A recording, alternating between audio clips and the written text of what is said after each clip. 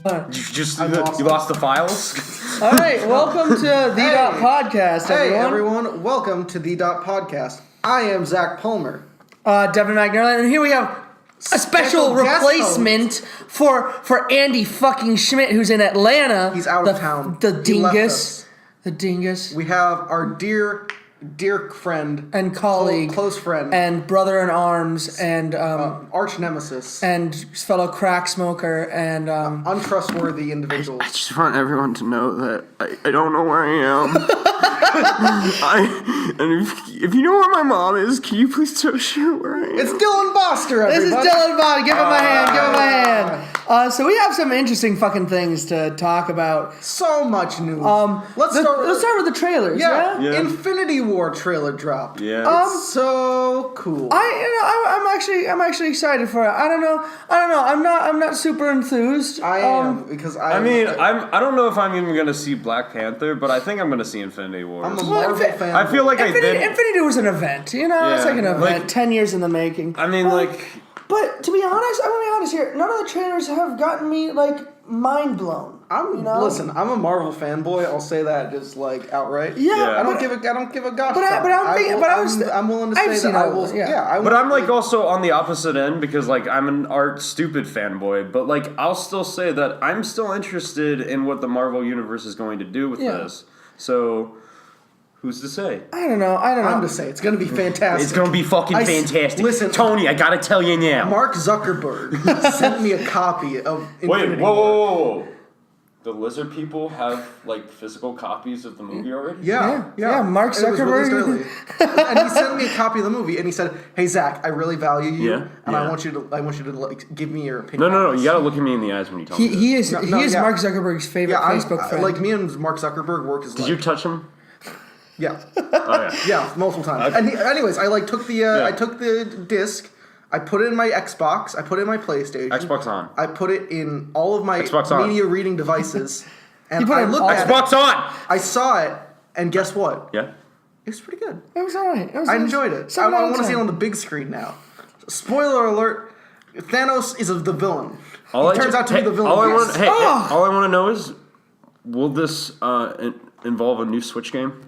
No, I just want to. No, it doesn't. No. It's Dreamcast. It's not backward. It's not backward compatible. Dreamcast. Come on, we got to play the Dreamcast. Yeah. All the new games are coming out on the Sega Saturn. All right, so let's back to trailers. Let's see what other trailers came out today. Yeah, Fantastic Beasts and Where to Find Them. The sequel, The Crimes of Grindelwald. I thought that trailer was really sloppy. It's fine. I don't know. I thought it was really sloppy. I didn't watch the first one. Can you just give me a rundown of plot and what the next plot is going to be? Yeah, basically what the movie Man is... looks for beasts and tries to find them. Okay. It's magic Pokemon. Pokemon. Yeah, basically he goes and he meets a Muggle, and that Muggle is a New York guy, and they have a jolly fun adventure.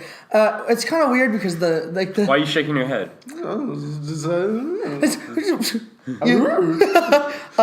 Scooby, calm down. It was kind of weird because the lighting was not at all what the mood of the film was. Yeah. Because the mood of the film was how would you say adventure. the lighting looked? It was dark. It was dark and moody and grimy. Kind of like what we saw in the trailer, where it was very gray overtones. Very gray. Which for that kind of movie, it felt a lot more like the first Harry Potter, where it was fun and fun and happy and adventurous. Yeah. It wasn't a great movie. I'm not gonna go out and advocate go to the streets see it. But I mean, if you have time, it was a fun time. I think probably one of the biggest silliest things I've seen is the casting of Johnny Depp as the main villain of that series. Yeah. Especially when Colin Firth was so much better. Why wouldn't you just say, nah, he was just doing an illusion there. Colin Firth is the real villain. Because everyone likes Colin Firth, but honestly, very few people like Johnny Depp right now. Yeah. Mainly because of the whole abuse thing coming out. And also he's been overplayed to a really big degree. He's not even really anything good. He's a character actor. Yeah. They keep on putting him as a leading man. He hasn't done any good characters recentely. No. Jack Sparrow's out and of then date he did the by stuff far. with what's the Steven... What's his name? I'm trying to remember. I don't know. He did a gangster movie. No. It was. Oh yeah, Black Mass. Black Mass. That was okay. I like Black Mass. It was fine. It felt like it was trying to be like a Martin Scorsese mafia film, but it just didn't hit the marks. Yeah. So I don't know. Recently. So what do you think about the trailer for the new one? I think it's honestly, I know Devin has like more negative feelings towards it, but I think it makes me want to see it more than the first one. Okay. Because I don't know. I think there's a lot of cool imagery in there. It's got nostalgia stuff like young Dumbledore. That's a fun little thing. I don't know. I like the chariot of horses and can fly. That's always a neat visual. Yeah. But like, I'm not interested in the story at all. Right. I do gotta the characters. I do gotta say, out of as far as prequels go, this is maybe the best set of prequels that I'm actually think that might be decent. Because like The Hobbit wasn't horrible, but it didn't. It was. It was like a ride. It was more like an amusement park ride than it was a movie. And I don't even get started on the Star Wars. Devin and I just recently watched the shortened version of a 3-hour fan edit cut. It was like There and Back Again, A Hobbit's Journey, and it worked a lot better. They still put too much of Desolation of Smaug in there. Yeah, that's because I saw the extended Battle of the Five Armies. I saw the extended fan cut. Yeah, no, it's the last one has too much in it. The last one it's just tried to be so dark out of nowhere. Yeah, and also the CG and I'm beautiful. It's so bad. That and where's the story? The thing is, like, that's what one of the problems of that series versus the original is that rely heavily on CG. Yeah. Which is kind of like you always, with those films, you got to do a little bit of both. Like, yeah, it might be cost effective, but still. Yeah, one of the most shocking things about watching them in that fan cut is like the color grading. Oh, yeah. Because the color grading in the first movie is gorgeous. That movie looks fantastic. And the other two movies are like, this is gray. Yeah. This is the color. We're doing it dark now. This is the middle chapter. Yeah. We can't have fun anymore. Yeah, I don't know. It just didn't.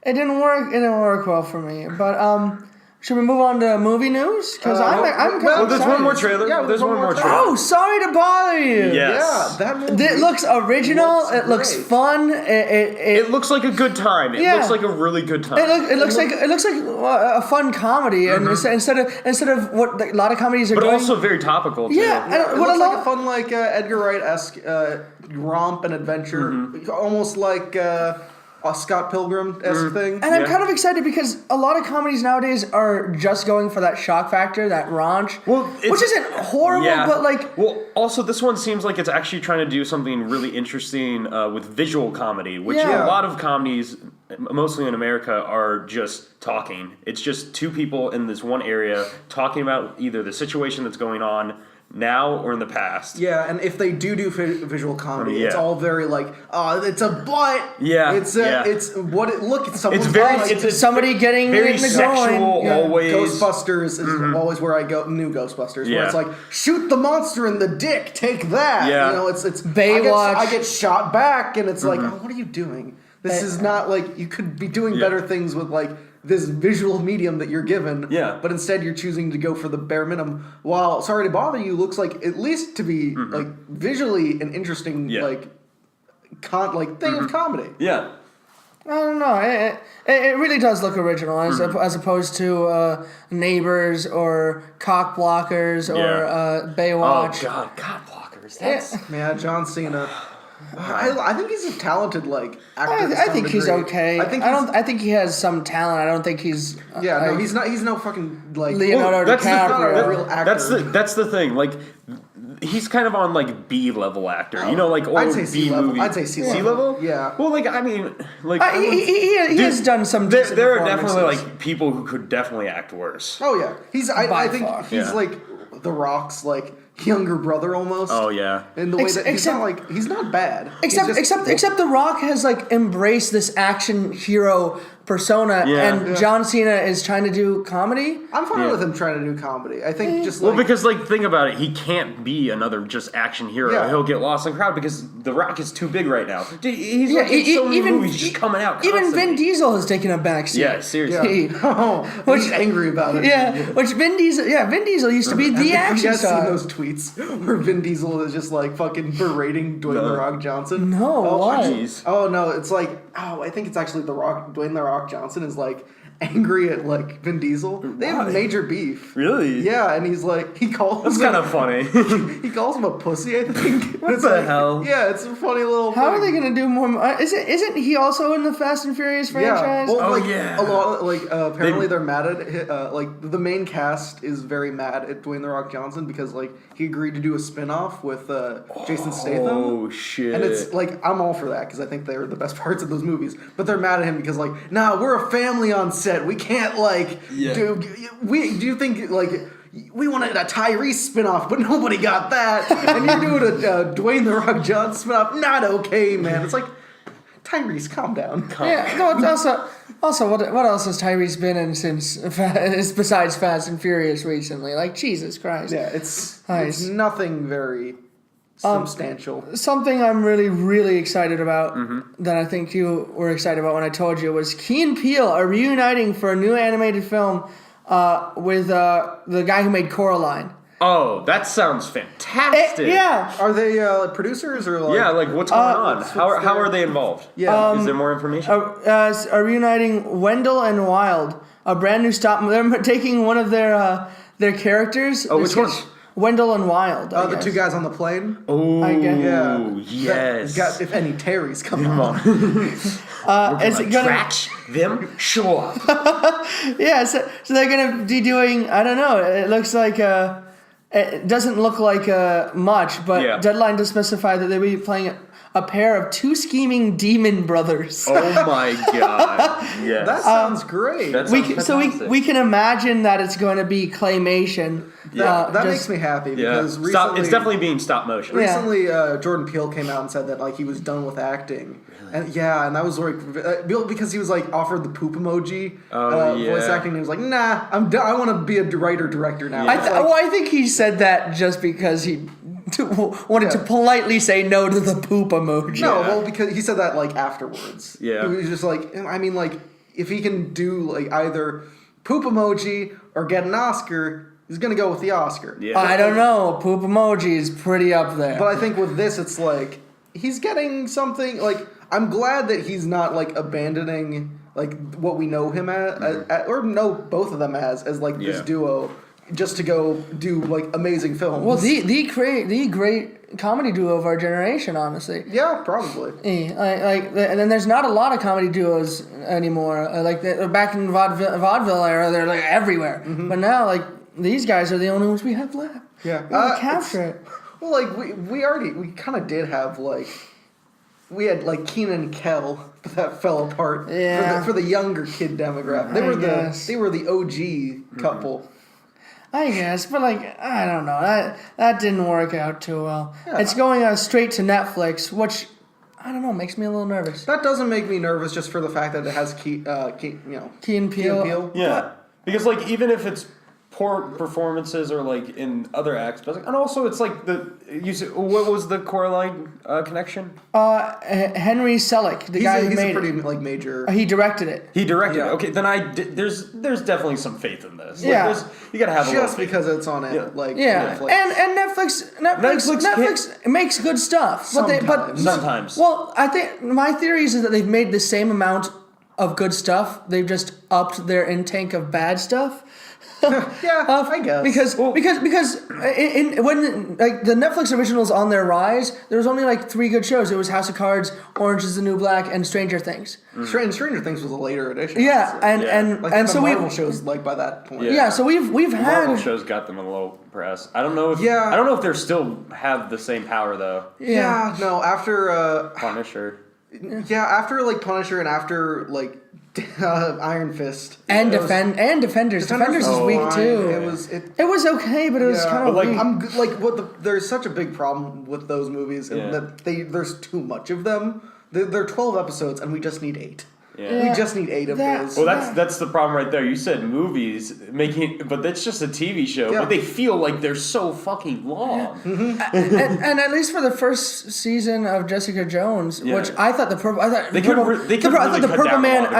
Man and Jessica Jones were great, but the way they built it up was slow. Like it took 4 episodes before we even saw the Purple Man. And also actually it was only 2. It was a while. That's the thing, though. It's so poorly paced. You're just like, oh yeah, it was 4 episodes when it's just like it's 2. Like that's an issue. No, that's what we're saying. Like it's just very, very horribly. Like paced. when I think of like Punisher, I mean, or not Punisher, but like the first season of Daredevil, I'm like, oh yeah, the fucking Kingpin comes in at like episode 4. He comes in at the beginning of at the end of episode 2. Yeah, and it's like, why can't you pace a show better than that? Just stretch it. You're not on syndicated television. Yeah, you don't need to stretch them out. You're not like these WB shows that like have to like keep you on a cliffhanger. Which is why the Arrow dunked. Yeah. Like no one watches the Arrow anymore. Not for really. Pleasure. Yeah. they just feel like it's homework. Yeah. I need to do my notes. Yeah. Well, I feel like that's becoming a thing with a lot of these mega franchises. Like you got to watch the bad movies as like homework. Yeah. Well, that's kind of like if you think about it, like some other like. If you think to other countries and like other big franchises, like if you watch a Gungams movie, like you have to know everything that's going on to understand like little part, like so much of it. That just seems a bit disappointing to me. Exactly. Like the Marvel movies have moved away from this now. Yeah. But it used to be because they're still like they are like offering a lot more origin stories. So if you were to straight up just watch Infinity Wars without watching any other one, you would be lost. You would be lost. But if you watch Spider-Man: Homecoming, honestly, that is a self-contained story. If you watch Spider-Man: Homecoming, Thor: Ragnarok, Black Panther, I think you would be pretty sad. Yeah. Yeah. No, and you'd understand what's going on, but like. But that had that big problem in the beginning. But like stuff like the WB universe, the Defenders definitely. Which the Defenders I think is like the worst culprit of it, honestly, because I think that universe is like the Marvel universe on Netflix started off so strong in my opinion. Yeah, like the first season of Daredevil and Jessica Jones, I think are like legitimately great television. But then it just went downhill so fast. Yeah. I think Luke Cage, everyone was like, yeah, it's great. I think that show was pretty bad, actually. I didn't think it was I couldn't get into it. I thought it was really good. Spoilers, by the way. I thought it was really, really good until they decided to kill Cottonmouth. I was like... I heard a lot of people didn't like it. And I was like, that was your best villain. That was your best villain. And I was like, oh yeah. Because Cottonmouth was like almost a sociopath. Well, that's another thing. Pacing. Yeah. It's the issue. Well, not only pacing, but like, but stick with a good thing. No, like that's why like the first the first season of Daredevil, like, and that happens in the second season of Daredevil too, because it's like starts off with the Punisher, and the Punisher is this great storyline where he's just like a fucking. He's a great character. Yeah, the Punisher is actually a really good character, and he can be used really well. It's just he hasn't really in film. But then by episode 4, he's not the villain anymore. He's barely in the show. Yeah, and then he got his own show. He got his own show, and I watched 2 episodes. Yeah, I haven't finished it. Watched 2 episodes. I was like, I give up. I hear it's fine. I don't know. I give up. I hear the first episode's really bad. The first fight, like, not the first fight scene, but the first huge fight scene in like the first episode has the shittiest music. Yeah. I was like, what are you doing? I think it's this weird thing. Yeah. And like the scope of those shows is always terrible. Yeah. Like never when I'm watching those shows am I like, this is an epic fight. I'm always just like, this is a couple guys like punching each other in a hallway. But they don't treat it like that. Yeah. In the first Daredevil, they treated it like that. But once it got to the Defenders, they treated it as this big, huge conspiracy, which didn't work. Yeah, I think it didn't work. Honestly, for me, the biggest culprit of that is probably the like final scene in the first season of Jessica Jones, where like. They hype her up. They hype the Purple Man up so much. He's like, yeah, he can control like a fucking concert hall of people, like through a microphone, real easily. He can like control a hospital of people. This guy is really powerful. His power, like, he can control so many people at the same time. And then at the end, it's like, you have like 12 cops and also like 20 civilians. Yeah, that's your big finale. Especially with this villain, which I think is one of the greatest villains that the MCU in total has. Yeah, he was pretty great. And I'm starting Jessica Jones, and I don't like. There's rumors that he might come back, but like I don't know. I don't know. I think I was really pissed off when they killed him because I was like, why don't you just keep a guy like that alive? Yeah. Why don't you keep that asset that you have? In smaller news. I didn't know Taron Egerton was... My dick. Oh, dear. Pretty big. Taron Egerton is playing Elton John in a biopic, and I didn't know that. Oh, that's kind of funny. That's interesting. No, I get... That's funny because... That's weird to me. No, wait. Taron Egerton was in... Show me faces. Taron Egerton, Kingsman. Taron Egerton was in Kingsman 2, which heavily featured Elton John. So that's a funny little, hey. Little switch around, I guess. They probably met on set and were like, I'm in your biography. Oh, no, they met on set and he was like, hey, kid, you want to be in my biography? he's like, yeah, that sounds like I'd make a lot of money. Yes, Mr. Elton. And he's like, yeah, Mr. Elton. Please, call me Elton John. Yeah, he's like, no, call me Elton John. Come to me in my bedroom. Please call me Sir Elton John. But knighted by don't you Queen. want this movie, kid? Huh?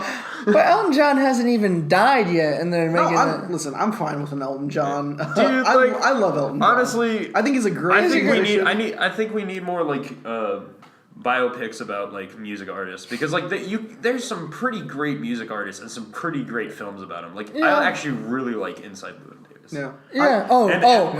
Great movie. Oh, and also the Johnny Cash one. I'm trying to remember the name of it, but it's really. Oh, I don't know. I would really like to see a Billy Joel. Yes. That'd be a really cool one to see. Bob Dylan's one is really interesting because like there's so many different people that play. Is it Walk the Line? It's weird. I'm not a fan of that really. It's really interesting though. It's an interesting idea, but I think it could have been executed better. Whatever happened to the Freddie Mercury? That's still happening. It's still happening, but like, they announced that like years ago. You know what they announced was that one actor was going to play him, but they Sacha Baron Cohen. But they decided he was too big, and that's bullshit. Oh, that's annoying. When actors do that, that's the most annoying thing. They decided he was too big. Yeah.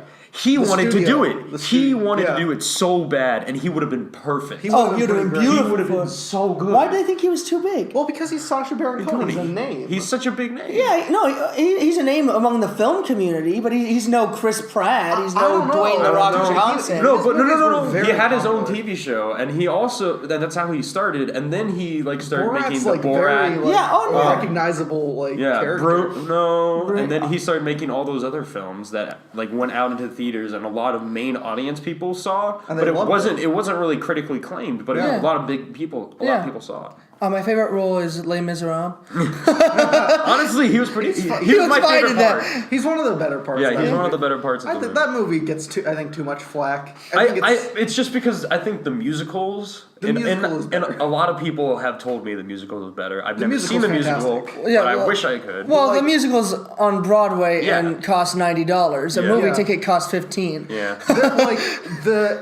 Les Mis is not a great movie, but it has, I think, a lot of great sequences in it, especially towards the end when it's just like fucking guys on the bridge swinging around. That was pretty dope. That was pretty when dope. It's just going for like sheer like epic scale like cool stuff. And honestly, that's what I'm down for. They really do get the location down. Yeah, but when it's Anne Hathaway singing sadly, and it's like, no, I get it. You're trying to. This is a very powerful moment, and it's like. It's close up. This is real singing. I couldn't care less because it's not good singing. Yeah, and it's just they didn't like in the musical. They usually establish her character better. Yeah, but like I didn't really feel anything because I don't think that was a very good role from Anne Hathaway. So that's basically what I'm saying. So in Taika Waititi themed news, in Taika Waititi themed news, we have. He's making a movie without the werewolves. We have a movie. We have a movie called Jojo Rabbit. A young boy in Hitler's army finds out his mother is hiding a Jewish boy. Jewish boy in his home. No, but Taika Waititi is playing an imaginary Hitler in Jojo Rabbit. There's no art of this. All right. We have nothing. We have nothing visual.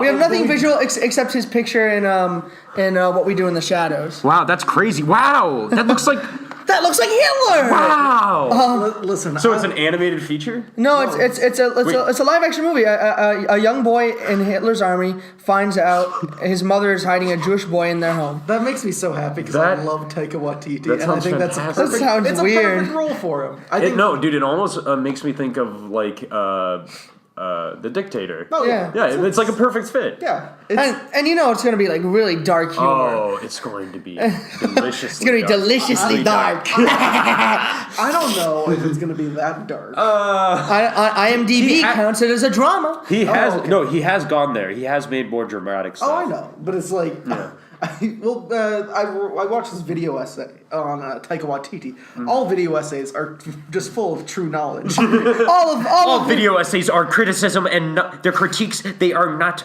just videos. All video essays are godsends. No, but it was like he was talking about like how Taika Waititi is like the master of cinema that is like both happy and sad, like kind of that melancholy, bittersweet. I would say he's currently the best right now. I wouldn't say he's the master. No, he's not. Yeah. He's not the best one, but he's like he's doing it really currently well right now. He is really good. Yeah. I think he's fire, baby. There's certainly better ones who have existed, but he's fucking he's fire. certainly a great one. Makes my dick hard. What? Oh my gosh! I'm looking at Devin's computer right now, and he has anime porn. Hey, don't tell the audience. Don't tell the audience. Wow, look, it's Gurren Lagann. Whoa. What's written on that anime lady's titties? It says Baku idiot. It says here's what it says. Archie comics are becoming a Bollywood movie. No. What? Yeah. Archie comics. You've seen Riverdale and you loved it. Now get ready for Archie in Bollywood.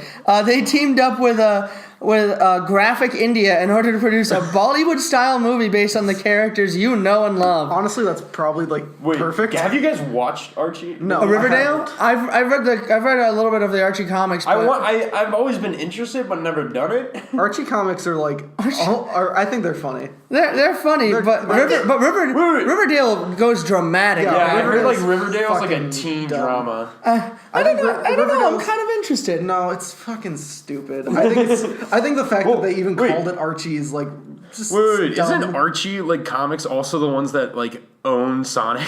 Yeah, they are. They own Sonic? Well, like Sonic Comics. They own the rights to the Sonic.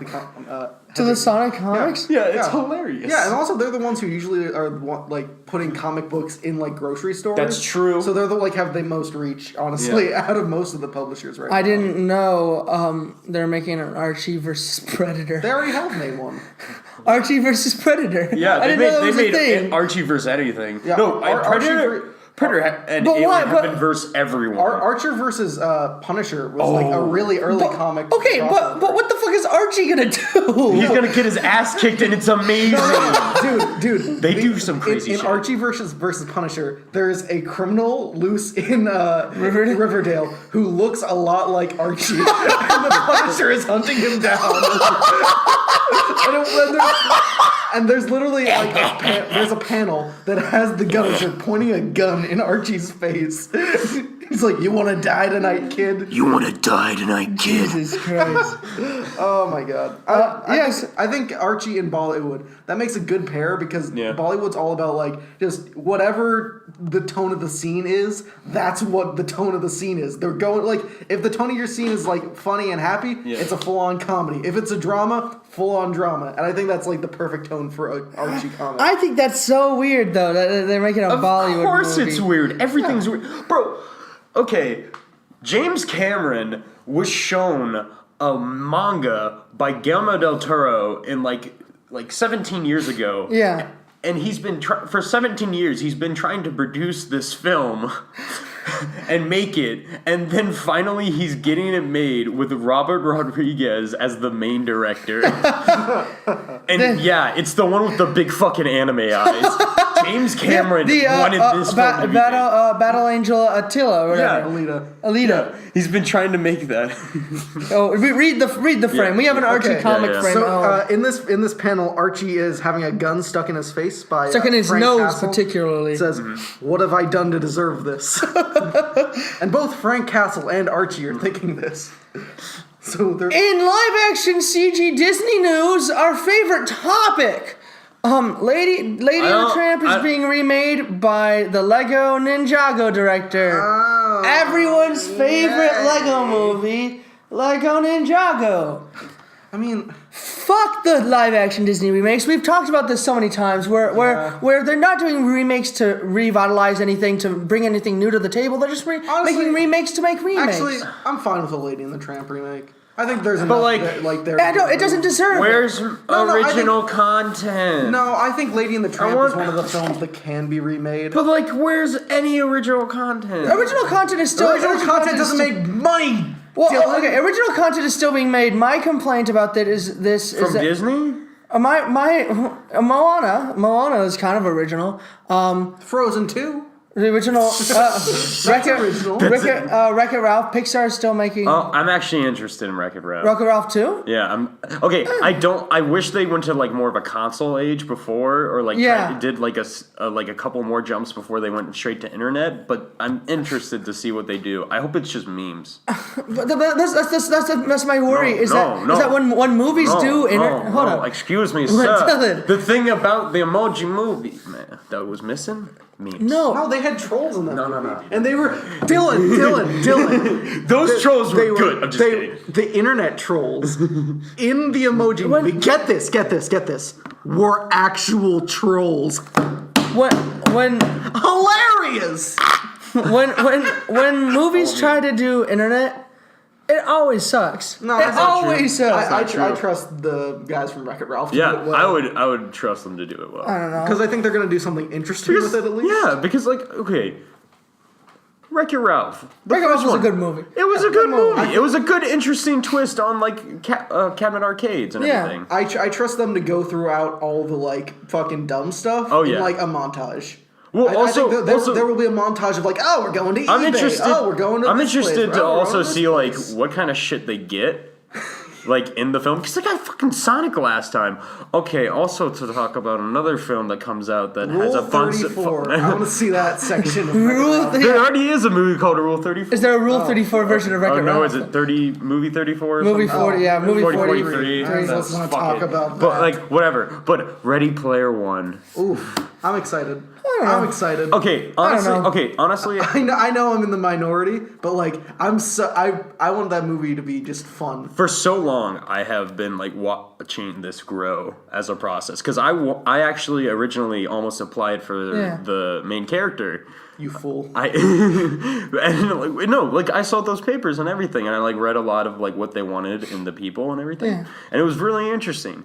Then I saw who they chose as the actor, and I was just kind of oh. Really? I don't know about this guy, but I was like, okay, I'm still interested to see what Steven Spielberg would do with this film. Hopefully, he's been sloppy. As the process, can I just say something though? What? In the books, that character is described as an asthmatic, fat loser. No, that Hollywood would not do that. But the thing is, in the movie, he's gonna spend most of the time as a CG character. Yeah. So why the fuck do we care if his live-action avatar is more akin to a real nerd than a fucking Ty Sheridan type?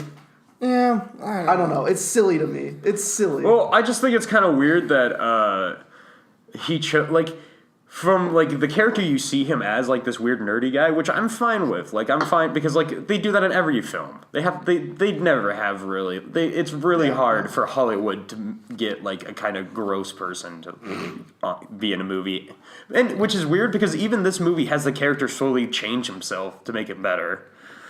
Rumor has it, which is a bit unfortunate hearing. We're not done talking about Ready Player One. Devin. Ready Player One. I'm talking about Tracer now. I gotta see. I saw the Iron Giant. Rick and Morty. Season 4 of Rick and Morty has not been ordered yet by Adult Swim. Yeah, that's fucked up.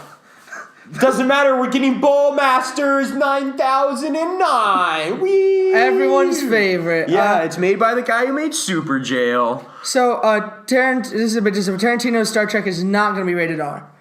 Okay. That's disappointing. Yeah. That's disappointing. But, come on. When's the last time? Imagine just ton of blood and like weird androgynous shit going on in a Star Trek film. Like Tarantino stuff. Like the fucking Enterprise zooms through a giant crystallized comet of blood. Here's the thing. When's the last time we saw a movie by Tarantino that wasn't rated R? We've never seen exactly. it. Exactly. So I want to see what Tarantino tone down is. And also it says that they're not aiming for an R. That doesn't mean that they won't get an R. That's true. That is true. Like it might be because the thing about it is the rating system is random fucking people get. So just by having the name Tarantino attached might be they might already start to think that they might already look at this film as being no, this is too adult. So he might just be all right, fuck it. They're saying my film's already going to be R, so I'm just going to amp it up again. So it might get amped up again, and it does. I kind of agree with Zach. It'd be kind of interesting to see him dump him kind of tone down because then we actually get his cinematic style instead of his stereotypical just blood because Tarantino is not just blood. He has other stylings, he has other things, and so I don't know. It'd be kind of showcase. Also, it's kind of interesting to see Tarantino sans swearing. Because that's so much of his dialogue. That is true. He can't say the N-word now. Shit! What if he does it anyway? Are you telling Wait. It's not the fuck word. Are you telling me that Scotty's not going to call Spock the N-word? You dirty. Jesus Christ. Along Star Trek news. These things. You should, because there's so much content we could really cut it through and re-edit. If you want to edit it. What do you think, viewers? Would you press like if you want it to be edited? Press like if you don't. Share this video with your mother and not your grandmother. Please. Beat up your father, kill your mother. Just do what we say. I want to go home. All right, I think we need to get our crack whore out of here. What do you say? I mean, do we have anything else to talk about? Star Trek got the Revenant writer. For the Quentin Tarantino? For the Quentin Tarantino one. That's kind of neat. That's neat. I think I'm looking forward to this Tarantino universe. I guess. I want him to have a good time. This Star Trek... I want that Tarantino boy to have a good time directing. This new Star Trek movie is going to be good. To sex. Shit. Dude. Oh, that's too much. That's wrong. Dylan. Damn. Dylan, it's time to go. It's time for you to leave. Kids, it's been a magical time. So, signing off. I'm going to sing you off. The Dot Podcast. This has been Zach Palmer, Devin McNairland, and Dylan Boster. Thanks for watching, motherfucker.